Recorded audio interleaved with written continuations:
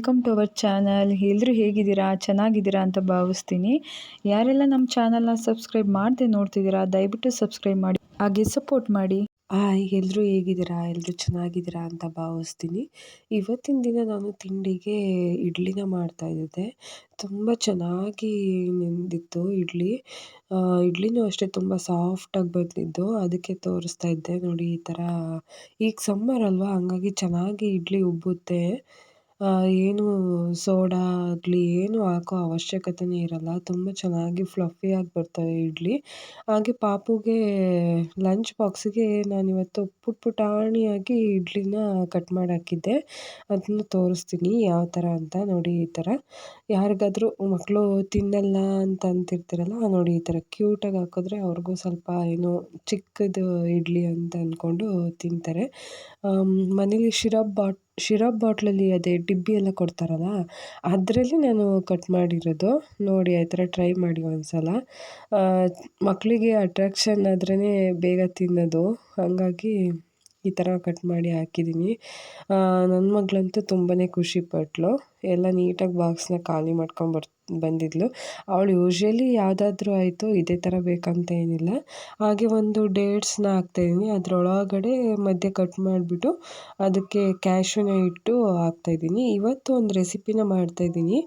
ಶಾವಿಗೆ fruit custard, semiya fruit custard ಅಂತಲೂ ಅಂತಾರೆ.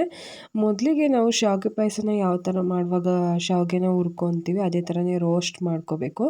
ರೋಸ್ಟ್ ಮಾಡಿಕೊಂಡು ನಾನು ಸಪ್ರೇಟ್ ಒಂದು ಪಾತ್ರೆಗೆ ಶಾವಿಗೆನ ಹಾಕ್ಕೊಂಡು ಸ್ವಲ್ಪ ನೀರು ಹಾಕ್ಕೊಂಡು ಶಾವಿಗೆನ ಒಂದು 50% ಅದು ಚೆನ್ನಾಗಿ ಬೇಯಬೇಕು. ಆ ಥರ ಬೇಯಿಸ್ಕೊಂಡು ನೀರಲ್ಲೇ ಬೇಯಿಸ್ಕೊಳ್ಳಿ ಫಸ್ಟು. ಆಮೇಲೆ ಹಾಲನ್ನ ಹಾಕಬೇಕು ನಾವು. ಫಸ್ಟೇ ಹಾಲು ಹಾಕಬಾರ್ದು. ಅದು ಸ್ವಲ್ಪ ಚೆನ್ನಾಗಿ ಬೆಂದಮೇಲೆ ಈಗ ನಾನು ಒಂದು ಅರ್ಧ ಲೀಟ್ರಷ್ಟು ಹಾಲನ್ನ ಹಾಕ್ತಾಯಿದ್ದೀನಿ. ಹಾಲೇನಾದರೂ ಗಟ್ಟಿ ಇತ್ತು ಅಂತಂದರೆ ಸ್ವಲ್ಪ ಬೇಕಾದರೆ ನೀರನ್ನ ಸೇರಿಸ್ಕೋಬೋದು ಕನ್ಸಿಸ್ಟೆನ್ಸಿ ನೋಡಿಕೊಂಡು. ನಾನಿವಾಗ ಚೆನ್ನಾಗಿ ಇದನ್ನು ಮಿಕ್ಸ್ ಮಾಡಿಕೊಂಡು ಹಾಕ್ಕೊತಾಯಿದ್ದೀನಿ. ಹಾಗೆ ಒಂದು ಬೌಲ್ಗೆ ಕಸ್ಟರ್ಡ್ ಪೌಡರ್ನೂ ಹಾಕಿಟ್ಕೊಂಡೆ. ಇದು ನೋಡಿ ಈ ಥರ ಕುದಿ ಬರುತ್ತಲ್ಲ, ಈ ಥರ ಕುದಿ ಬಂದಾಗ ನಾವು ಸಕ್ಕರೆ ಹಾಕಬೇಕು. ಸೇಮ್ ನಾವು ಶಾವಿಗೆ ಪಾಯಸಕ್ಕೂ ಹಾಲು ಕುದಿ ಬಂದಮೇಲೆ ಹಾಕ್ತೀವಿ ಅಲ್ವಾ, ಅದೇ ಥರನೇ ನೋಡಿಕೊಂಡು. ಈಗ ಆಲ್ಮೋಸ್ಟ್ ಅರ್ಧದಷ್ಟು ಶಾವಿಗೆ ಬೆಂದಿದೆ. ಅಂದರೆ ಶಾವಿಗೆ ಅಟ್ಲೀಸ್ಟ್ ಹಿಂಗೆ ನೋಡಿದಾಗ ಕಟ್ಟಾಗಬೇಕು, ಆವಾಗ ಶಾವಿಗೆ ಬೆಂದಿದೆ ಅಂತ ಗೊತ್ತಾಗುತ್ತೆ. ಈಗ ಚೆನ್ನಾಗಿ ಇದನ್ನು ಇನ್ನೊಂದು ಸ್ವಲ್ಪ ಮಿಕ್ಕಿದ್ದು ಒಂದು 30% ಚೆನ್ನಾಗಿ ಬೇಯಿಸಿದ್ರೆ ಆಮೇಲೆ ಚೆನ್ನಾಗಿ ಹರಡ್ಕೊಳ್ಳುತ್ತೆ. ಹಾಲನ್ನ ಸ್ವಲ್ಪ ಜಾಸ್ತಿನೇ ಹಾಕ್ಕೊಳ್ಳಿ, ಯಾಕೆಂದರೆ ಆಮೇಲೆ ಗಟ್ಟಿಯಾಗೋ ಚಾನ್ಸಸ್ ಇದೆ. ಇವಾಗ ನಾನು ಕಸ್ಟರ್ಡ್ ಪೌಡರ್ನ ಒಂದು ಅರ್ಧ ಲೋಟ ಹಾಲು ಹಾಕಿ ಚೆನ್ನಾಗಿ ಮಿಕ್ಸ್ ಮಾಡ್ಕೊತಿದ್ದೀನಿ. ಸ್ವಲ್ಪನೂ ಗಂಟು ಇಲ್ಲದೆ ಇರೋ ಥರ ಕ್ಲೀನಾಗಿ ಮಿಕ್ಸ್ ಮಾಡ್ಕೋಬೇಕು. ಈ ನಾವೇನಿದು ಕಸ್ಟರ್ಡ್ ಪೌಡರ್ ಮಿಕ್ಸ್ ಮಾಡ್ತಿರ್ತೀವಲ್ಲ, ಅದನ್ನ ಹಾಕ್ದಾಗಲೂ ಅಷ್ಟೇ ನೀಟಾಗಿ ನಾವು ತಿರುಗಿಸ್ಕೋಬೇಕು. ಇಲ್ಲ ಅಂದರೆ ಪಟ್ಟಂತ ಅದು ಗಂಟಾಗೋಕ್ಕೆ ಸ್ಟಾರ್ಟ್ ಆಗಿಬಿಡುತ್ತೆ. ಹಂಗಾಗಿ ಕ್ಲೀನಾಗಿ ಅದನ್ನು ತಿರುಗಿಸ್ತಾನೇ ಇರಬೇಕು. ಬಿಟ್ಟರೆ ನಾನು ಲಾಸ್ಟ್ ಟೈಮ್ ಒಂದು ಸಲ ಮಾಡಿದಾಗ ಪಾಯಸಕ್ಕೆ ಹಾಕಿದ್ದೆ, ಬೇಗ ಗಂಟಾಗ್ಬಿಡ್ತು. ಹಂಗಾಗಿ ಇದು ಬೇಗ ಗಟ್ಟಿ ತಿಕ್ನೆಸ್ ಬಂದುಬಿಡುತ್ತೆ. ಬೇಕಾದರೆ ನೀವು ಈ ಪೊಸಿಷನಲ್ಲಿ ಹಾಲೇನಾದರೂ ಕಡಿಮೆ ಇದೆ, ಗಟ್ಟಿ ಆಯಿತು ಅಂತ ಅನಿಸಿದ್ರೆ ಬೇಕಾದರೆ ನೀವು ಹಾಲನ್ನ ಸ್ವಲ್ಪ ಬಿಸಿ ಮಾಡಿ ಹಾಕ್ಕೊಳ್ಳಿ, ಅಥವಾ ತಣ್ಣಗಿರೋ ಹಾಲನ್ನೂ ಹಾಕ್ಕೋಬೋದು. ಬಟ್ ಬಿಸಿ ಹಾಲು ಹಾಕೋದ್ರಿಂದ ಚೆನ್ನಾಗಿರುತ್ತೆ, ಮತ್ತು ಅದು ಗಟ್ಟಿಯಾಗೋ ಚಾನ್ಸಸ್ ಇರುತ್ತೆ. ನಾನಿವಾಗ ಒಂದು ಸ್ಪೂನಷ್ಟು ಏಲಕ್ಕಿ ಪೌಡರ್ನ ಹಾಕ್ಕೊಂಡೆ. ನಿಮಗೆ ಯಾವ ಥರ ಬೇಕೋ ಅದು ನೋಡ್ಕೊಂಡು ಹಾಕ್ಕೊಳ್ಳಿ. ಹಾಗೆ ನಾನಿವಾಗ ಬಾದಾಮಿ, ಗೋಡಂಬಿ ಮತ್ತು ದ್ರಾಕ್ಷಿನ ನಾನು ಏನು ಫ್ರೈ ಮಾಡಿ ಹಾಕ್ಕೊತಿಲ್ಲ, ಹಂಗೆ ಹಾಕ್ಕೊಳ್ತಿದ್ದೀನಿ. ಬೇಕಾದರೆ ತುಪ್ಪದಲ್ಲಿ ಕರಿದು ಹಾಕ್ಕೋಬೋದು. ನಾವು ಯಾವ ಥರ ಪಾಯಸಕ್ಕೆ ಹಾಕ್ಕೊತೀವಲ್ಲ ಶಾವಿಗೆ ಪಾಯಸಕ್ಕೆ, ಅದೇ ಥರ ಬೇಕಾದರೂ ಹಾಕ್ಕೋಬೋದು. ಇವಾಗ ಇದು ಪಾಯಸ ರೆಡಿ ಆಗ್ತಿದೆ. ನೋಡಿ ನಾನಿವಾಗ ದ್ರಾಕ್ಷಿನ ಕಟ್ ಮಾಡಿ ಇಟ್ಕೊತಾ ಇದ್ದೀನಿ, ಈ ಥರ ಸಣ್ಣ ಸಣ್ಣ ಪೀಸಾಗಿ. ದ್ರಾಕ್ಷಿ ಹುಳಿ ಇದ್ದರೆ ಹಾಕ್ಕೋಬೇಡಿ, ಸ್ವೀಟ್ ಇದ್ದರೆ ಮಾತ್ರ ಹಾಕ್ಕೊಳ್ಳಿ. ಇವಾಗ ನಾನು ಸೇಬನ್ನ ನೀಟಾಗಿ ಸಿಪ್ಪೆ ಏನು ತೆಗೆದಿಲ್ಲ, ಹಂಗೆ ಚಿಕ್ಕ ಚಿಕ್ಕದಾಗಿ ಕಟ್ ಮಾಡಿ ಇಟ್ಕೊತಾ ಇದ್ದೀನಿ. ಹಾಗೆ ಬಾಳೆಹಣ್ಣು ಸಹ ಯಾವುದೇ ಫ್ರೂಟ್ಸ್ ಬೇಕಾದ್ರೂ ಹಾಕ್ಕೋಬೋದು. ಬಟ್ ಹುಳಿ ಇರೋ ಫ್ರೂಟ್ನ ಅವಾಯ್ಡ್ ಮಾಡಿ, ಚೆನ್ನಾಗಿರಲ್ಲ. ಹುಳಿ ಇಲ್ಲದೆ ಇರೋ ಫ್ರೂಟ್ನ ಹಾಕ್ಕೊಳ್ಳಿ. ನಾನು ಬಾಳೆಹಣ್ಣು, ಸೇಬು, ದ್ರಾಕ್ಷಿ ಹಾಗೆ ಮಸ್ಕ್ ಮೆಲನ್ನ ಹಾಕ್ಕೊಂಡಿದ್ದೀನಿ. ನಿಮಗೆ ಇಷ್ಟ ಆಗೋ ಯಾವ ಫ್ರೂಟ್ಸ್ ಬೇಕಾದರೂ ಹಾಕ್ಕೋಬೋದು. ನೆನಪಿರಲಿ, ಹುಳಿ ಆಗಿರಬಾರ್ದು ಯಾವುದೇ ಫ್ರೂಟ್ ಆದರೂ ಅಷ್ಟೇ.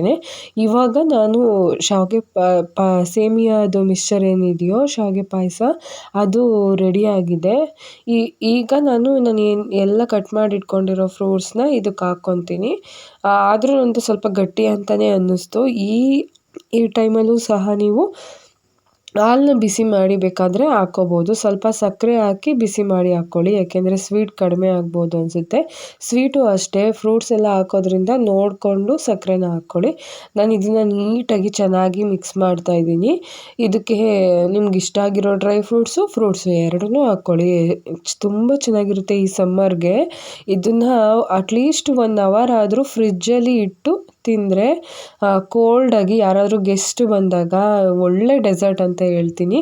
ಒಂದ್ಸಲ ಇದನ್ನು ಟ್ರೈ ಮಾಡಿ ನೋಡಿ, ನಿಜವಾಗ್ಲೂ ಚೆನ್ನಾಗಿರುತ್ತೆ. ನಾನು ನಮ್ಮ ಪಾಪುಗೆ ಕೊಟ್ಟೆ, ಅವಳಿಗೂ ಖುಷಿ ಆಯಿತು. ಅವಳಿಗೆ ಮೊದಲೇ ಶಾವಿಗೆ ಪಾಯಸ ಅಂದರೆ ಇಷ್ಟ. ಹಾಗೆ ಆಚೆ ಕೂತ್ಕೊಂಡು ಮಧ್ಯಾಹ್ನ ಓದ್ಕೊತಾ ಇದ್ಲು. ಕೇಕ್ ಬೇಕು ಅಂತ ಹೇಳ್ಬಿಟ್ಟು ನಾನು ಅವಳು ಹೋಗಿ ಇಲ್ಲೇ ಪಕ್ಕದಲ್ಲಿ ಬೇಕ್ರಿ ಇತ್ತು, ಯೂಶ್ವಲಿ ಯಾವಾಗಲೂ ಕೊಡಲ್ಲ, ಸ್ವಲ್ಪ ಒಂದೊಂದು ಸಲ ಕೇಳಿದಾಗ ಏನೂ ಮಾಡೋಕ್ಕಾಗಲ್ಲ ಅಲ್ವಾ, ಮಕ್ಕಳೇ ಹಂಗೆ ಆಸೆ ಪಡ್ತಾರೆ. ಹಂಗಾಗಿ ತೊಗೊಂಬಂದಿದ್ವಿ, ಇಬ್ಬರು ಕೇಕ್ ತಿಂತಾಯಿದ್ವಿ. ಹಾಗೆ ಅವಳು ಸ್ವಲ್ಪ ಹೊತ್ತು ಹೋಮ್ವರ್ಕ್ನ ಮಾಡ್ತಾಯಿದ್ಲು. ಈ ವ್ಲಾಗ್ ಇಷ್ಟ ಆಗಿದ್ರೆ ದಯವಿಟ್ಟು ಲೈಕ್ ಮಾಡಿ, ಶೇರ್ ಮಾಡಿ. ನೆಕ್ಸ್ಟ್ ವ್ಲಾಗಲ್ಲಿ ಸಿಗೋಣ. ಎಲ್ಲರಿಗೂ ಶುಭರಾತ್ರಿ. Thank you all.